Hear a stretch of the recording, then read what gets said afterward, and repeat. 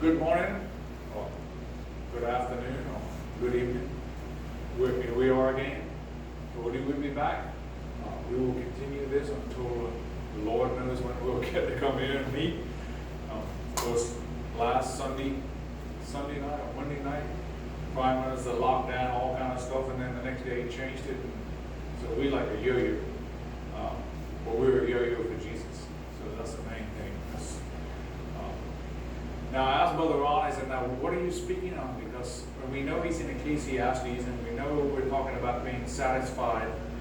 And but I like something a little more than that, to know where to go with the songs and what I need to be thinking about. Because I need guidance, I do. So I asked him, and he told me. But I'm not telling you yet. I'll give that to you in a minute. When I was growing up, this is part of the answer. When I was growing up, I remember saying, that's not fair that he or she got that, whether it was my brother got some toy or some cereal, or whether it was some kid at school got to go somewhere that I didn't get to go. That's not fair. And I can hear my dad just like it was yesterday. And the answer was, get used to it. The world is not fair. I can remember that plain as day. The world, get used to it, the world is not fair. So that was part of Brother Ron's answer. He goes, think about the world's not fair. Also, some suffering when the world's not fair. Sometimes we have to suffer. And of course, are we satisfied? We don't want to lose that part. And we look at that. Like I said, I was thinking of back when I was a kid, but even some of us, when we're older, we look around and go, the world's not fair. And different things we see. And some of the stuff I thought about, some people who don't know Jesus, don't go to church, could care less about him. They got a foul mouth. They're crooked in business and everything, and they make lots of money. And according to the world, are better off than somebody else who knows Jesus, tries to serve him, tries to live a good life, and watch their language and everything. And we go, that's not fair. And it's not. We see the wicked, I'll use the word, prosper, and the good people just barely make it. Well, that's not fair. I don't know. It's not. The world is not fair. I'm going to go back to what your dad told you. It's not fair. Life is not fair. But one day, God's going to settle the score. He's going to right the wrongs. So who can be a better justice? You or God? And that came from Rick Warren. I looked that up this morning. And I looked up another one. Is Christianity fair? Is Christianity fair? It's certainly not fair to God. Christians believe that God sent his son to die for your sins and mine. Fairness would demand that we die for our own sins, which we could not. We couldn't pay the price. So we sinned and did wrong. Jesus never sinned and he's perfect. Yet he had to die in our place. Is that fair? No, that wasn't fair. But we like that. That was mercy. That was grace. That was love. So that was by Andy Stanley. And then one more. The sooner you learn that life is not fair, the better off you will be. And that's Katie Couric. She's a news person. I remember the name stuff. So now, I don't read the journey. I want you all people to know. The stand firm is for the men. The journey is for the women. We kind of joke a little bit about it. Us men, we're to stand firm.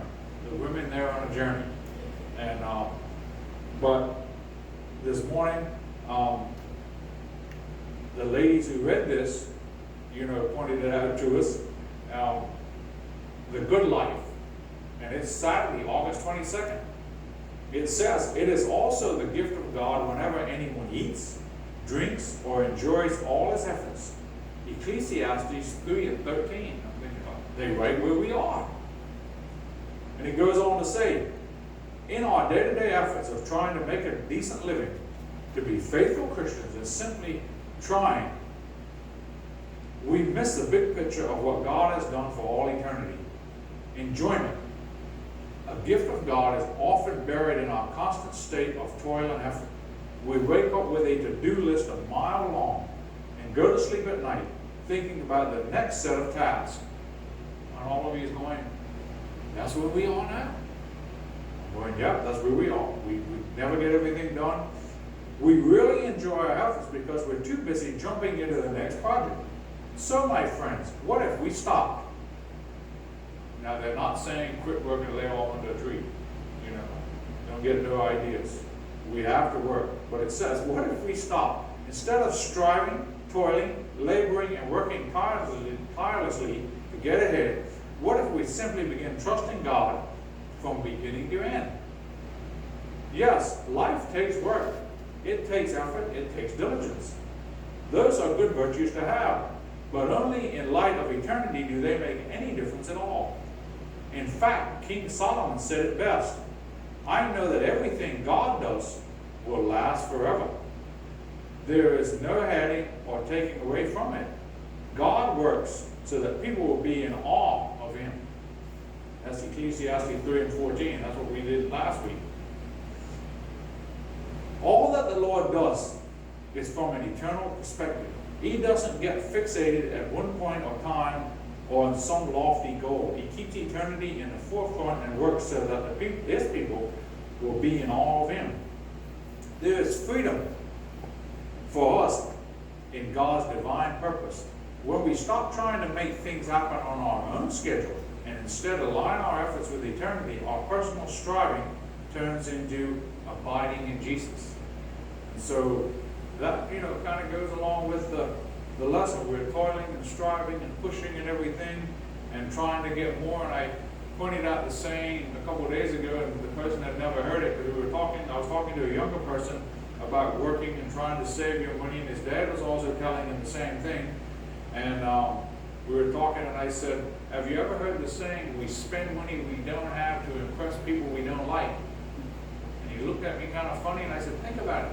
I said, we want to outdo the Joneses. We don't want to have I said, and when it really doesn't matter. And so I got to remember that. So, different things we need to remember. Okay. Now we're going to sing, I Have Decided to Follow Jesus.